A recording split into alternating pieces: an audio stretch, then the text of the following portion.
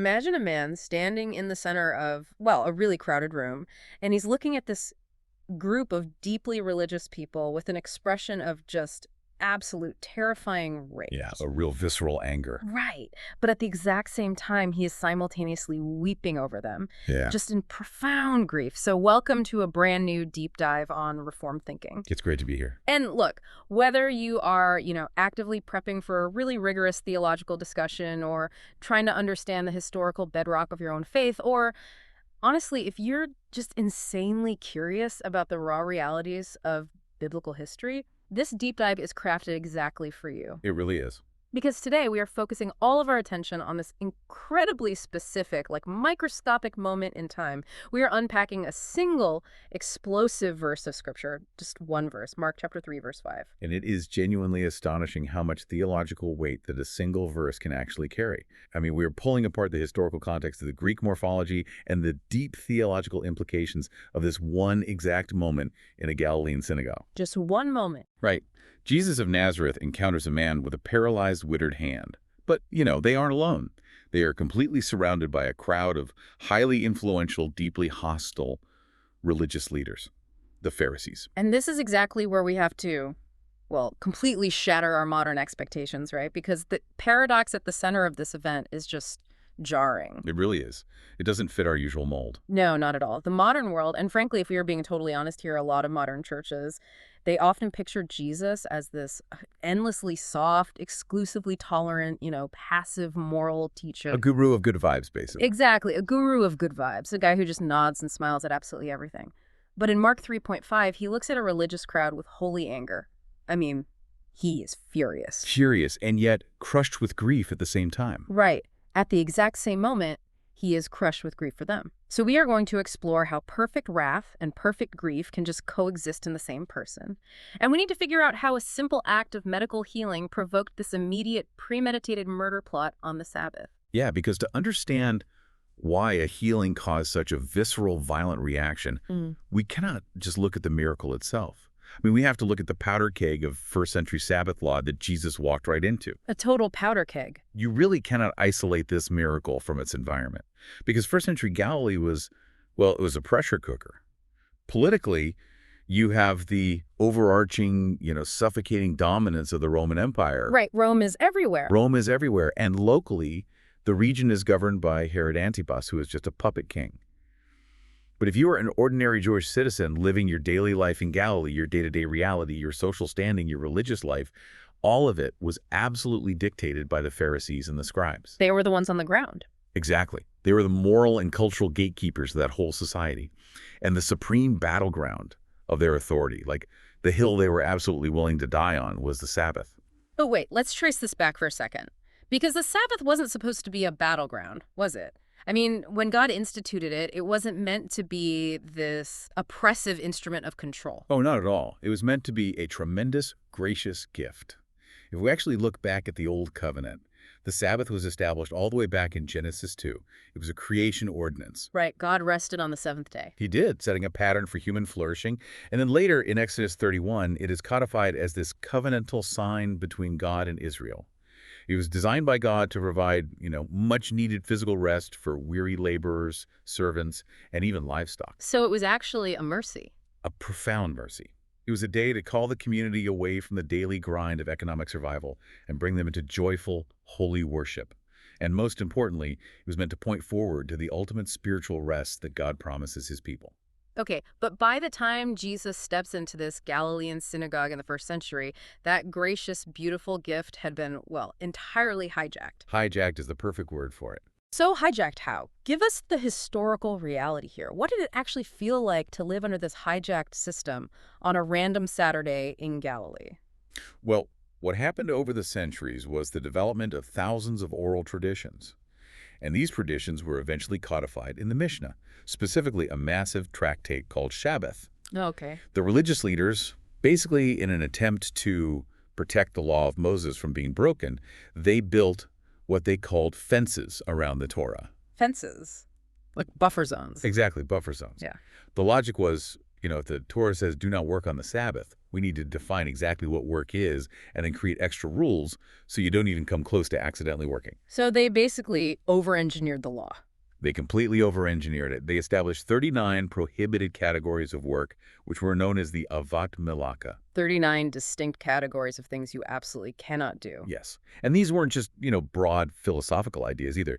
They were micromanaged to an astonishing, almost suffocating degree. Give us some examples, because I think people need to hear how granular this got. Sure. So the categories included things like plowing, sowing, reaping, and baking, which sounds normal enough, right? Yeah, that sounds like standard agricultural work. But they drilled down into the minutia. Tying a knot was prohibited, but then they had to define exactly what kind of knot. Untying a knot was prohibited. Sewing 2 stitches, writing 2 letters of the alphabet, erasing 2 letters, lighting a fire, extinguishing a fire. Wow. Writing 2 letters. Writing 2 letters. If a tailor left a needle in his robe on Friday afternoon and walked out on the Sabbath, he was technically carrying a burden and violating the law. A single needle. That's just wild. It was an exhausting system of human traditions that effectively replaced the life-giving heart of God's word with these incredibly burdensome legalistic additions. I mean, you spent the entire Sabbath terrified of accidentally committing a sin. Okay, so into this incredibly micromanaged, hyper-scrutinized environment walks a man with a withered hand. And Jesus is there. Now, surely there was some kind of medical loophole, right? I mean, if someone is having a heart attack on the Sabbath, the Pharisees wouldn't just stand there and watch them die, would they? Well, you are hitting on a critical Jewish legal principle known as pikuach nefesh. This principle stated that the preservation of human life overrides virtually any other religious rule, including the Sabbath. Okay, good. So there is some common sense in there. Yes, so medical intervention was allowed, but, and this is a massive but, only for acute, immediately life-threatening emergencies. So there's the catch. Right. If someone was actively bleeding out from a sword wound, or a woman was in the middle of a perilous childbirth, or a wall literally collapsed on someone, you could intervene to save their life. But what about something non-fatal? That's the crucial distinction. If the condition was chronic and non-fatal, it did not constitute a true emergency. A withered, paralyzed hand is chronic. The man has likely had it for years, perhaps even since birth. According to Pharisaic law, performing a medical healing for a chronic condition on the Sabbath was unlawful labor. The patient was in no immediate danger of dying, so they had to wait until Sunday. To understand how weaponized this was, I mean, you have to imagine a modern emergency room triage system, but completely inverted to lack all empathy. That's a great way to put it. Like, if you are brought in bleeding out from a car crash, sure, they'll rush you back and save you.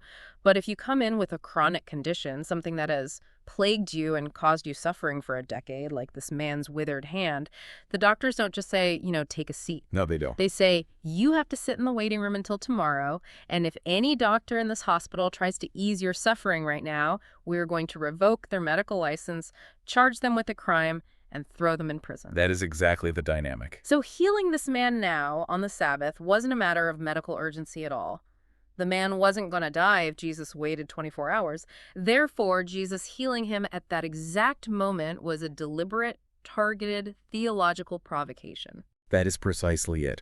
Jesus is intentionally forcing the issue here. He is choosing the time and the place to expose their corrupt theology. And the Pharisees, well, they know it.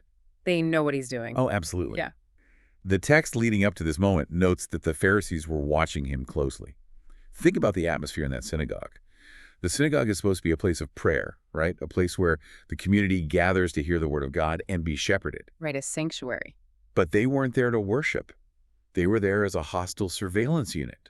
They were acting as theological inspectors, looking for bait to trap this Galilean prophet. Yeah, they're literally staking out the church. They really are. Oh. They looked at a suffering man, a desperate image bearer of God, and they didn't see a human being in need of mercy. They saw a pawn. They saw a piece of evidence that they could use to build a capital case against Jesus. That is unbelievably dark. I mean, they are sitting in the pews of their local place of worship, effectively hoping this severely disabled guy gets healed just so they can hit Jesus with a lawsuit. It's incredibly cynical. It changes the entire tone of the room. It's not a church service. It's a stakeout. But This hostility didn't just appear out of nowhere, right? People don't jump straight to premeditated murder over a Sabbath violation unless the tension has been building for a long time. Exactly. This showdown didn't happen in a vacuum.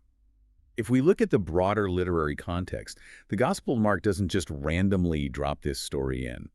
Mark is a masterful historical narrator, and he's drawing directly on the Apostle Peter's eyewitness testimony here. Oh, right, because Peter was there for all of this. Yes, and he structures this entire section of his Gospel as a 5-act sequence of escalating conflict. What happens in Mark 3.5 is the grand finale of this sequence. Okay, treat this like a true crime breakdown for us. Walk us through these 5 acts of escalation. Like, how do we get from Jesus simply preaching in Galilee to a literal murder plot in a synagogue? Well, in Mark chapters 2 and 3, we see 5 specific sequential clashes between Jesus and the religious establishment. And the tension, it ratchets up significantly every single time. Act 1 is the healing of the paralytic. Okay, the guy coming through the roof. Right, you remember the story. The crowds are so thick that 4 men have to tear a hole in the roof and lower their paralyzed friend down to Jesus. Jesus looks at the man and says, "Son, your sins are forgiven." Which is a huge statement to make. Massive. The scribes sitting there hear this, and they grumble internally. They accuse him of blasphemy in their hearts, thinking, who can forgive sins but God alone? But they don't say it out loud yet. Okay, so level 1 is entirely internal. It's just unspoken, seething tension. Correct. Then we hit Act 2. Jesus calls Levi, the tax collector, to follow him. And then Jesus goes and eats a massive dinner with a house full of tax collectors and notorious sinners. Which was a massive cultural taboo. Huge. Now the Pharisees speak up. The scandal is just too much for them. They verbally question his disciples, asking, why does he eat with tax collectors and sinners? The conflict has moved from internal thoughts to verbal questioning, though they are still avoiding confronting Jesus directly. Got it. Level 2. The tension is now out in the open, even if it's slightly passive-aggressive since they're going through his disciples. Exactly. Then Act 3 shifts to a direct theological dispute. People come to Jesus and demand to know why his disciples don't fast, like John the Baptist's disciples and the Pharisees do. And how does he respond? Jesus responds by declaring himself the bridegroom. He introduces this radical idea that his new covenant reality cannot possibly fit in their old, brittle, shrinking wineskins of rabbinic legalism. He is claiming that a new era of redemptive history has officially arrived. He's directly challenging their entire theological framework. He's saying, I don't fit in your boxes anymore. So what pushes this into Act 4? Act 4 takes the battle directly to the Sabbath. The disciples are walking through a grain field on the Sabbath, and they are hungry, so they pluck heads of grain to eat. The Pharisees launch a direct, face-to-face accusation. They actually go right up to him this time. Yes, they say, look, why are they doing what is not lawful on the Sabbath? Because according to the Mishnah, plucking grain was technically reaping, rubbing it in their hands was threshing, and blowing the chaff away was winnowing. Again, with the microscopic rules. Over some grain. Right. And Jesus defends his disciples and drops this massive theological bomb. He says the Sabbath was made for man, not man for the Sabbath. So the Son of Man is Lord even of the Sabbath. Whoa. He just claimed absolute sovereign authority over their most sacred, heavily guarded institution. He did. Which brings us right to Act 5, the climax in the synagogue. Yes. The sequence has gone from internal thoughts to questions directed at his disciples, to a theological debate about fasting, to a direct accusation about the Sabbath, and finally to a full-blown, real-time public showdown where a man's physical life and Jesus' divine authority are on the line. And what's just amazing about this is that Jesus does not try to de-escalate at all. He doesn't try to fly under the radar here. He doesn't heal this man quietly in a corner, whisper a quick prayer and say, hey, go home, you're healed, just don't tell the Pharisees. No, he does the exact opposite. He commands the man to step into the exact center of the room. He makes it an unavoidable public spectacle. He says to the man, get up and come forward. He brings this marginalized, suffering man out of the shadows and puts the controversy right in the center of the synagogue in front of everyone's faces. He forces the hidden, seething hostility of the Pharisees out into the light of day. And then he corners them. He looks right at these religious experts and asks a question. He says, is it lawful on the Sabbath to do good or to do harm, to save life or to kill? When I hear that, it sounds like a trap of his own making. Why does he phrase it exactly like that? He phrases it that way to expose their total moral bankruptcy. What is fascinating here is the absolute moral clarity of Jesus' question. I mean, He refuses to engage with their bloated legal system. Right. He ignores the 39 rules entirely. Exactly. He doesn't ask a complex, nuanced question about the Avat Malaka or the specific tractates of the Mishnah. He bypasses all of it. He asks a binary, foundational moral question. Do good or do harm? Save life or kill? It's so stark. It is. He is exposing the profound reality that in the presence of a suffering neighbor, doing nothing is not morally neutral. If you have the power to do good and you withhold it because of a human tradition, you are actively doing harm. And how do they respond to this brilliant, undeniable logic? Total silence. The text simply says, but they kept silent. That silence, I mean, it's deafening. And it wasn't the silence of thoughtful reverence. It wasn't the silence of a student who just had their mind blown by a profound mystery. It was a guilty, stubborn, arms crossed inability to defend their own hypocrisy. He had nothing to say. They were trapped, and they knew it, because if they answered, it is lawful to do good, they would be giving him explicit permission to heal the man, which completely destroys their legal case and their authority over the people. Right. But if they answered, it is lawful to do harm, they would expose themselves as absolute monsters to the entire congregation. So they just sat there glaring at him, refusing to concede that his mercy was a good thing. It is the silence of a deeply hardened will, and that silence just hangs in the heavy air of the synagogue. This is the exact moment where the narrative slows down to a crawl, and we get one of the most profound, striking, and complex emotional descriptions of Jesus in the entire biblical record. This is where we need to dive into the Greek text, because the English translations, well, while they're good, they often miss the raw intensity of verse 5. The English text usually says Jesus looked around at them, but when you dig into the original language, it's so much more intense than just a casual passing glance. The Greek word used here is periblepsimenos. It is a very distinctive, weighty word that Mark uses strategically throughout his gospel. It is an aorist participle that combines the prefix peri, meaning around, with blepo, meaning to look. So, to look around. Right, but it signifies a deliberate, sweeping, circular movement of the eyes. Well, Furthermore, its use in the middle voice in Greek literature often carries an intensive, deeply personal interest. so he's really looking into them. Exactly. He isn't just passively observing the crowd. He is making personal, penetrating, authoritative eye contact with every single person opposing him. I really love visualizing it this way, for the listener. This isn't a casual glance to see how many people showed up to the synagogue today. This is the authoritative gaze of a judge. That's a great analogy. Think about a teacher walking into a totally chaotic, unruly, disrespectful classroom. The teacher doesn't just yell over the noise. They walk to the front, stand perfectly still, stop speaking, and make slow, deliberate eye contact with every single troublemaker in the room. Everyone's had that teacher. Right. It's that terrifying, penetrating look that says, I see exactly who you are, I know exactly what you are doing, and judgment is coming. But you have to take that analogy and multiply it by infinity, because this isn't just a teacher. This is the incarnate God. This is divine omniscience reading the absolute depths of their hidden motives.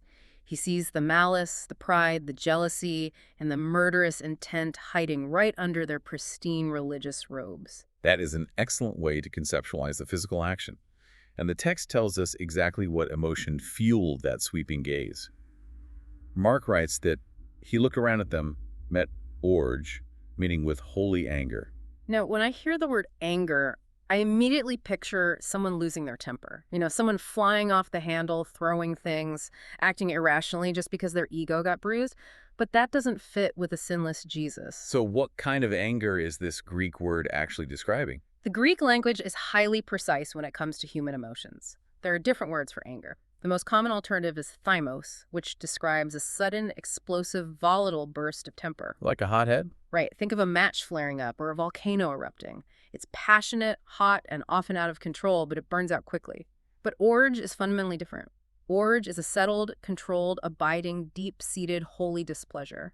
So it's very calculated. It is a calculated judicial opposition to evil. This is the only explicit instance in all of the gospel records where this exact word, orge, is used to directly describe the emotional state of Jesus. Wait, the only time out of all his interactions, this is the one time it's explicitly named. Yes, and we must be incredibly careful to connect this to his sinless human nature and his divine justice. This completely shatters the modern caricature we talked about earlier. The soft, indifferent, overly tolerant Jesus who just shrugs at sin. Yeah, that Jesus is nowhere in this text. Right. Christ's anger here is completely immaculate. It is untainted by personal vindictiveness, petty ego, or any loss of control. He isn't angry because they hurt his feelings or insulted his preaching. No, it's bigger than that. He is angry because they are blasphemously distorting his Father's law. They are using the holy things of God to justify their callous contempt for human suffering. It is the righteous, burning response of the Holy One of Israel encountering willful rebellion. So we have this terrifying, burning, settled wrath, this orge, but the verse doesn't stop there. And this is the paradox that makes this specific moment in Mark so majestic. Right alongside this holy wrath is another participle. The text says, he was simultaneously silipomenos. Okay, what does that mean? Break down silipomenos for us. Well, it is a present participle, and the tense is absolutely crucial here. While the looking around was a completed action, this grief is a continuous abiding state. The prefix sin means with or together. Okay. And the root relates to deep sorrow or pain. So silipomenos means he was experiencing a profound sympathetic grief. He was continuously deeply pained in his inner being. So he is looking at them with a settled, burning wrath, and at the exact same millisecond, he is continuously deeply grieving. He is mourning for the very people he is angry at. Yes. How does a human mind even process perfect hatred of sin and perfect sympathetic sorrow for the sinner at the same time? It's mind-blowing. It really is. It is a mystery of the Incarnation, proving the perfect harmony of his divine holiness and his human compassion. As God, his absolute holiness demands judgment and righteous anger against their evil. He cannot simply overlook their weaponization of the Sabbath. He has to react to it. But in his unfallen, perfect humanity, he feels the awful, staggering tragedy of their spiritual ruin. He hates their sin with an infinite burning holiness, but he weeps for them as lost, broken image bearers of God. There is no contradiction in him. In Jesus Christ, truth burns without cruelty, and compassion weeps without compromise. Which naturally leads to the question, what exactly is he looking at inside these Pharisees that provokes this incredibly complex reaction? We know they were silent, we know they were plotting, but what is the underlying disease? What is the root cause? Mark gives us the exact spiritual diagnosis.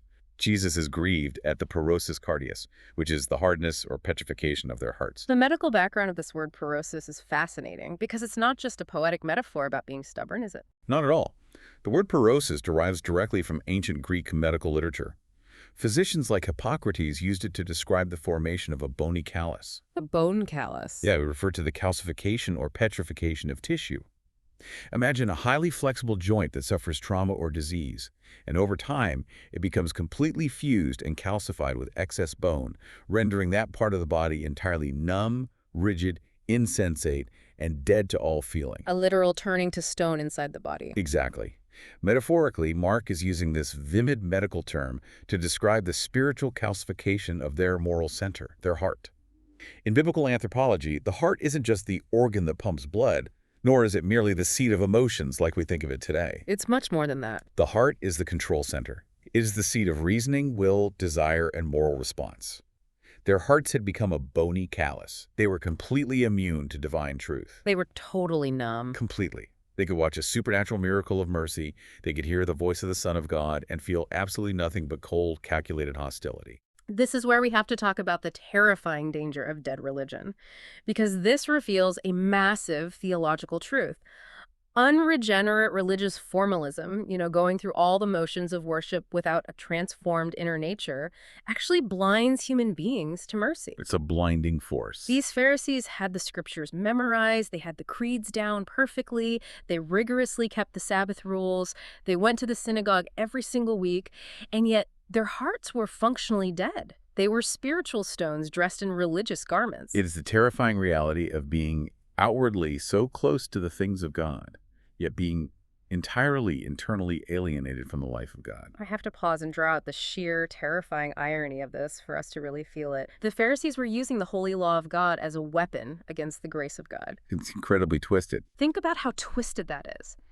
They took the very commandments designed by a loving God to show order and promote flourishing, and they turned them into a legalistic cage to trap the author of that law. It shows that legalism doesn't cure a corrupt heart.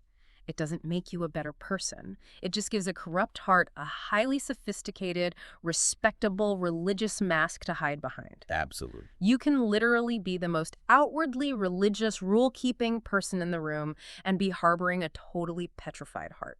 Their Bible study and their strict adherence to the rules actually made them more hostile to God. And this connects directly and profoundly to the doctrine of total depravity, or what is often called radical corruption. This doctrine is frequently misunderstood. Oh, completely misunderstood. People think it means everyone is basically Hitler. Right. Total depravity doesn't mean that people are as absolutely evil as they could possibly be in their outward actions at all times. It doesn't mean everyone is a mass murderer. It means that the infection of sin has entirely corrupted every single part of human nature, including the mind, the will, the emotions, and yes, even our religious affections. Every part is touched by that. Left to ourselves, without divine intervention, even our religion becomes a tool for rebellion. The Pharisees are the ultimate historical proof that human beings are so dead in sin that they will use God's own laws to justify murdering God's Son. So Jesus has diagnosed this spiritual deadness. He sees the calcified, bony callous of their hearts. The room is still dead silent. The tension is at its absolute peak. And then he turns his burning gaze away from the spiritually dead Pharisees and back to the physically dead hand of the afflicted man. And he does something that, humanly speaking, makes absolutely no logical sense whatsoever. He issues a sovereign command. He looks at the man and says, "Stretch out your hand." Stretch out your hand. He is telling a man with paralyzed, withered, completely atrophied muscles to use the exact instrument he is completely incapable of using. Yes, the man's hand is structurally dead.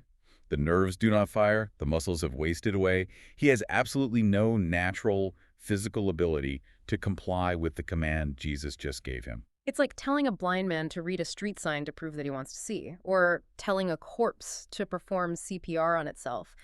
The command itself demands the very thing the person lacks. So how does the man do it? Because, spoiler alert, he does do it. He stretches it out. This is where the theology of the event becomes absolutely breathtaking. The power for the man to stretch out his paralyzed hand did not come from his autonomous free will. He didn't just try really hard. No, it didn't come from a sudden burst of natural adrenaline, because he had no natural ability to draw from. The power to obey flowed directly from the sovereign edict of Christ's word itself. Meaning the command itself carried the power to fulfill the command. Exactly. The physical healing here serves as a perfect, tangible illustration of the theological doctrine of effectual calling. Let's slow down and unpack effectual calling for the listener, because this is a massive concept.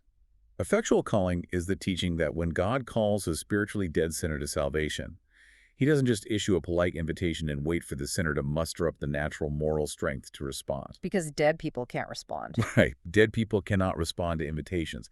Instead, God's call is effectual, meaning the call itself actually creates the life and the ability needed to answer it.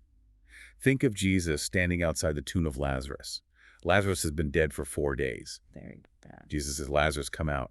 The power for Lazarus to walk out of the tomb didn't come from Lazarus' will. It came from the divine power carried in the words, "come out." Yeah. In the exact same way, the command, "stretch out your hand," carried the secret, sovereign, irresistible power of the Holy Spirit, instantly granting the man the physical ability to perform what was commanded. The word creates what it commands. That is incredibly powerful. God commands what he wills and grants what he commands. And this divine agency is reflected in the grammar of the text too, isn't it? There is a specific Greek verb used for the healing itself. Yes, the text says, "and his hand was restored." The verb used there is epikanestath. It is in the aorist passive indicative form. Passive voice, meaning the man didn't restore his own hand. He was just the recipient of the action. Precisely. Theologians refer to this as the passivum divinum, the theological or divine passive. It signifies that God himself was the unseen active agent performing the restoration. Think about the physical reality of what just happened. Yeah, structurally, what happened? There was no medical process. There was Right. no months-long physical therapy regimen. There was no incantation, no magical potion, no waiting period. God himself, through the authoritative word of Christ, instantly recreated the atrophied tissue, rewired the nervous system, opened the blood vessels, and generated new muscle mass. Boom, just like that. The man simply stretched it out in obedience to the effectual call, and he was perfectly, instantly whole. It is a moment of pure, unadulterated, sovereign grace. A marginalized, suffering man is instantly, miraculously healed in front of the entire community. It should be a moment of erupting joy, praise, and restoration. And yet, well, how do the religious leaders respond to this beautiful act of divine mercy? Mark 3.6 gives us the deeply murderous irony of their response. The text says the Pharisees went out and immediately held counsel with the Herodians against him, how to destroy him. They immediately step outside and plot a premeditated murder on the Sabbath. Let the profound hypocrisy of that really sink in. They were just silently furious that Jesus healed a man's hand on the Sabbath because they claimed it violated God's holy law regarding rest. Right. And their immediate response to this perceived violation is to step outside the synagogue, gather a council, and actively conspire to commit premeditated murder on that exact same Sabbath. And not only do they plot murder, they conspire with the Herodians, which, if you know the political landscape of the first century, is completely insane because the Pharisees and the Herodians absolutely despised each other. They were political and religious polar opposites. The Pharisees were strict, zealous religious purists who deeply resented Roman occupation and the puppet rule of the Herodian dynasty. Right, they hated Rome. And the Herodians, on the other hand, were secular political opportunists, wealthy elites who enthusiastically supported the Herodian dynasty and, by extension, the Roman Empire. They had completely different, entirely incompatible worldviews. But they found common ground. They united over a shared existential threat. Jesus' absolute moral and divine authority threatened the religious control of the Pharisees, and his growing popularity threatened the delicate political stability of the Herodians. So sworn enemies became sudden friends to destroy the Lord of the Sabbath. It just proves the terrifying depth of that porosis cardius, that petrified heart. They would literally rather align with their most despised political enemies to execute a man who heals disabled people than submit to his divine authority. It is a chilling picture of human rebellion. So let's zoom out for a second and look at the bigger picture. This historical event happened in a synagogue in Galilee, but it was recorded decades later by Mark. He wrote this gospel for a very specific target audience, and this story served a massive redemptive purpose for them. Why did Mark's original readers desperately need to hear this specific story? To understand that, we really have to look at the historical context of Mark's gospel. The consensus of historical data places Mark in Rome, writing primarily to Gentile believers. Okay, so a Roman audience. Yes, the dating generally places this during the reign of the Roman Emperor Nero. This was an absolutely terrifying time to be a Christian. They were a persecuted, vulnerable, deeply misunderstood minority. They were being attacked from all sides. They were being squeezed on two sides, exactly. On one side, you had rampant pagan idolatry and the looming, terrifying threat of the Roman state, which could throw them to the lions. On the other side, you had hostile Jewish legalism and intense persecution for the local synagogues. So they are living in daily fear. They are facing the very real possibility of losing their livelihoods, being imprisoned, or being executed. How does the story of a withered hand in Galilee help a terrified Christian in Rome? It gives them a profound, unshakable theology of exactly who Jesus is. Mark is showing them that Jesus is not just a good martyr who died for a cause. He's not just a moral philosopher. He is Yahweh incarnate. He is God. He is the sovereign Lord of the Sabbath who can read the deepest, most hidden motives of the human heart, and who can heal withered limbs with a single spoken word. If Jesus possesses the sovereign power of the Creator God, then these Roman Christians do not need to fear Caesar. That's a huge comfort. They don't need to fear powerful political coalitions like the Pharisees and Herodians, or in their specific case, the Roman authorities. Their king rules over physical suffering, over human tyranny, and over all spiritual darkness. And it also prepared them for the brutal reality of persecution, didn't it? Mark is showing them that doing good, speaking truth, and being faithful to God will not necessarily win you awards from the culture. Jesus did an act of pure, undeniable mercy, and it got him a death sentence. It sets the expectation for the Roman Church. If the world hated the master, it will undoubtedly hate the servants. Exactly. And beyond just the historical encouragement for the Roman Church, there is a deep foundational Christological fulfillment happening here. This event points straight to the cross. Oh, yes. Jesus declares himself the true Lord of the Sabbath. The Sabbath was meant to offer rest. Jesus is showing that ultimate eternal rest isn't found in the day of the week or in keeping a list of rules. It is found exclusively in him. He is the one who liberates humanity from the exhausting, crushing weight of self-righteous labor. Okay, but this brings up a really fascinating and frankly almost terrifying theological problem. which is, Well, we spent a lot of time talking about how Jesus looked at the Pharisees with orge, this burning, settled, holy wrath, because of their calcified hard hearts. But if we truly believe in the doctrine of total depravity, which we discussed, then naturally, my heart and your heart and the listener's heart is by nature just as hard, just as rebellious, and just as calcified as those Pharisees in the synagogue. that's true. We are all born with petrified hearts. So if Jesus looks at a hard heart with terrifying holy wrath, how do any of us survive that gaze? How does anyone get saved without being utterly consumed by that righteous anger? This is the very crux of the gospel, and it leads us directly to the doctrine of penal substitutionary atonement. The fundamental question of the Bible is, how can God's perfectly holy wrath against hard-hearted sinners be satisfied so they can be saved without God compromising his own justice? Because he can't just ignore sin. No, he can't. The answer is Calvary. On the cross, Jesus voluntarily took the place of his people. He acted as their substitute. He drank the full, unmixed cup of divine wrath, the ultimate cosmic orge that we deserved for our petrified hearts. So the burning wrath that flashed in his eyes in the synagogue against the Pharisees was actually poured out on himself on the cross. Yes. He satisfied the righteous, unbending anger of God against sin, and because that wrath was fully satisfied, because the penalty was paid in full, God can now extend mercy to us. That's beautiful. He can legally and lovingly remove our petrified heart of stone and give us a living heart of flesh, exactly as the prophet Ezekiel promised. The physical healing of the withered hand is a type, a physical, historical foreshadowing of the new creation. I see the connection now. Just as God the Father spoke light into the darkness in Genesis, God the Son speaks spiritual life into a ruined, withered human soul. That is absolutely breathtaking. The exact same effectual word that heals the physical hand raises the dead soul to life. Okay, so we've looked at the history of the Sabbath, the Greek nuances of wrath and grief, the doctrine of depravity, and the redemptive arc to the cross. But what does this ancient confrontation mean for us today, right now, in the modern church, and in our current cultural moment? It's very relevant. Very. And I want to warn the listener, looking at the theological framework we are exploring today, it pulls absolutely no punches when applying this text to modern controversies. And we should be very clear here that we're simply reporting the theological conclusions drawn from this framework and how it is applied to our modern context. Yeah. We aren't taking sides, just unpacking their arguments. Right, just reporting the sources. Based on Mark 3.5, there is a severe twofold critique from the authors we're reading. First, there's a sharp critique of modern evangelicalism. Second, there's a robust critique of secular ideologies. Let's start with the church itself. What is the critique of modern evangelicalism based on this passage? The sources outline a fierce warning against what is often called nominalism and dead orthodoxy.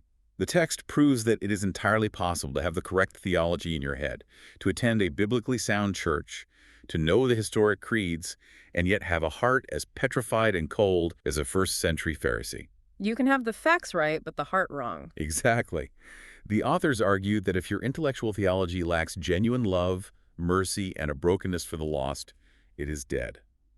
Furthermore, there's a heavy critique from these theologians regarding seeker-sensitive pragmatism in modern church growth models. What exactly do they mean by seeker-sensitive pragmatism in this context? They are referring to church models that deliberately hide, downplay, or completely erase the holy wrath of God because they don't want to offend modern sensibilities. Oh, I see. The argument presented in the sources is that a gospel without wrath is fundamentally a false gospel.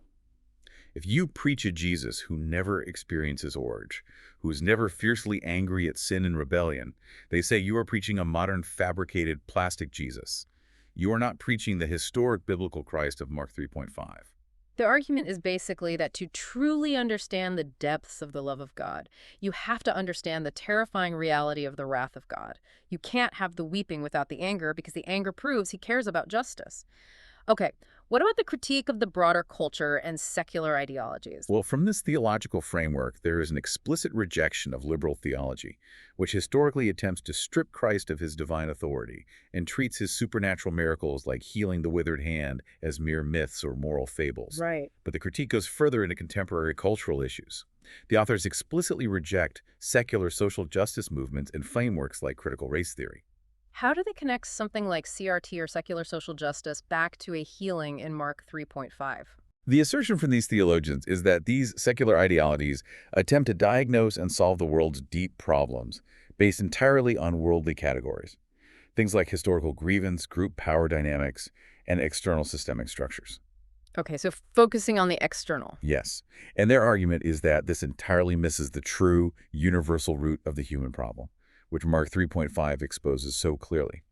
The porosis cardias, the hardened, totally depraved human heart. I see where they're going. According to this view, secular systems offer superficial, external political fixes for a problem that requires a supernatural internal resurrection.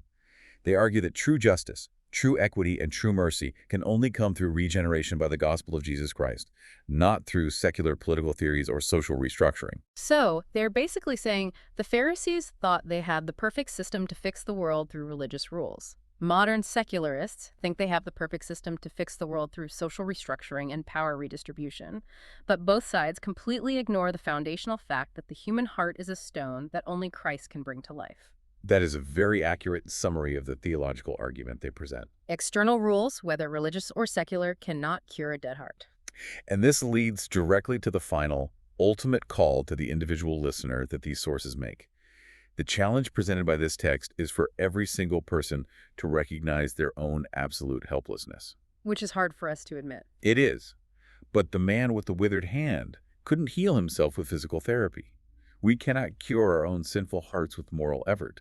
The call is to stop looking to your own moral strength, your own religious performance, your church attendance, or your own political activism to save you. You must lean entirely on sovereign grace of Christ, bringing your total helplessness to Him and trusting His effectual word to restore you. As we bring this deep dive to a close, let's synthesize the profound, staggering beauty of what we've seen in Mark 3.5 today.